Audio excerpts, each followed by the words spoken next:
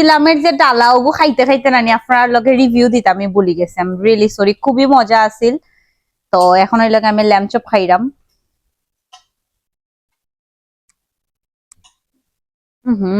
মজা হয়েছে, দেখাও নানি মজা, খাইতেও মজা।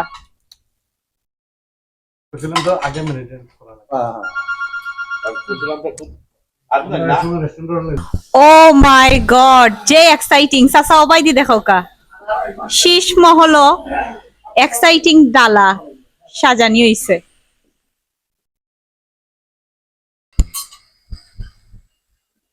তাহলে আমারে দিবা